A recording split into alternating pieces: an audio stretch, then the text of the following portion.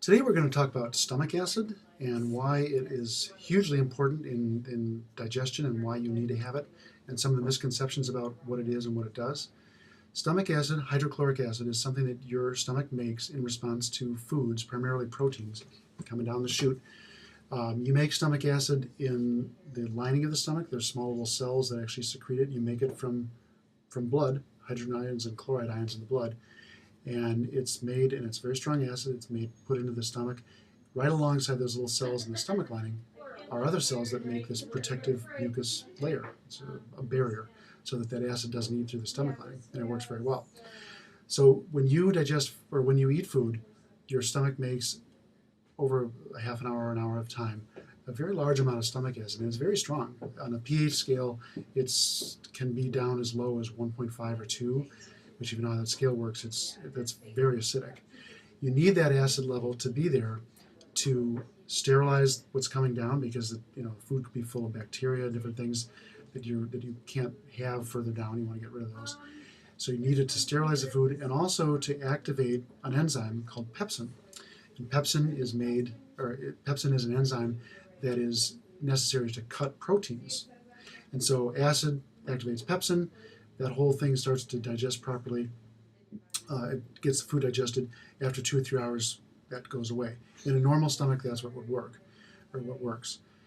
There's a lot of dysfunction that happens in the stomach, and we'll talk about reasons why this happens in another segment. But just to give you an idea of what actually does happen, in a normal stomach, eat the food, acid is made, digest the food, goes on its way. When there's other complicating factors, which we'll go into in another segment, you don't make as much acid as you need, and so, for a variety of reasons. So when you eat food, it goes into this stomach, which is basically a bag that's very warm and dark and moist.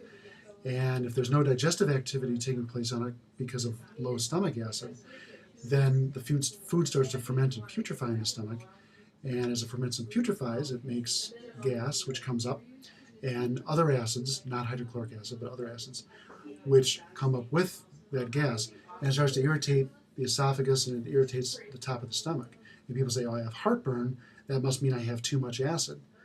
And so they'll take something that's an antacid to neutralize stomach acid. But the problem with that is that in most cases, they are underproducing stomach acid to begin with, not overproducing. It's actually very rare to overproduce stomach acid, because it's pretty energy intensive to make stomach acid. So a lot of people underproduce it, and you get all these heartburn problems from low stomach acid. And there's the treatments that they do. Most times if you go to a physician, they'll say you should take an acid blocking drug, because an acid blocking drug will get rid of that acid, and they assume that acid is always the enemy. But hydrochloric acid is what's in short supply, and the acid blocking drugs block the production of hydrochloric acid. And that seems on the surface to be okay, because it kind of covers up the symptoms. But what's really happening there is you're really working against yourself and not allowing your stomach to digest foods properly. And so you have this continued process of poor digestion. Then you get other problems because the stuff is not acidic enough. Things like yeast overgrowth and higher chances of pneumonia, and different problems that come, allergies, all kinds of things that come in from suppressing the acid to that level. And another problem with the acid blocking drugs is that you need acid in the stomach, hydrochloric acid, to properly absorb minerals, or to keep minerals in a solution so that they can be absorbed. That's calcium, magnesium, iron, big one, zinc. And so you take an acid blocking drug, and it lowers the amount of acid, and now you don't have enough acid to keep the minerals in solution, so you tend not to absorb your minerals very well. And now you're not getting calcium going in, so you're going to start getting, adding to the problem of osteoporosis, which is a huge problem. And you might not be absorbing iron properly, which is the problem with anemia. And those are big issues that need to be fixed, and they're fixed through proper digestion in the stomach. So acid blocking drugs are not necessarily the right thing to do in most cases. There's some other issues with that.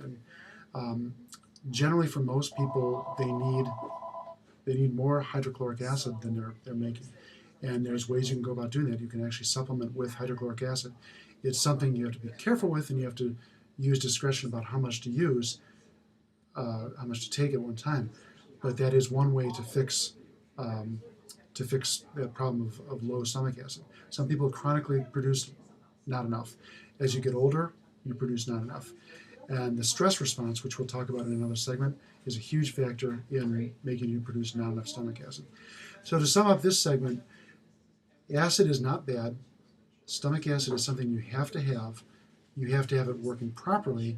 You got to get a good acid response to digest the food, get it on its way, and not a poor acid response where the food is fermenting and putrefying. The food should not feel like it's just sitting in your stomach, just sitting there. That generally means you're not producing enough stomach acid to get it digested. So stomach acid is not the enemy. Hydrochloric acid is not the enemy. Good digestion is something you have to work at and figure out why. If it's not working for you, figure out why. And we'll have some more segments that will talk about some of the other reasons why those things don't work. Thank you.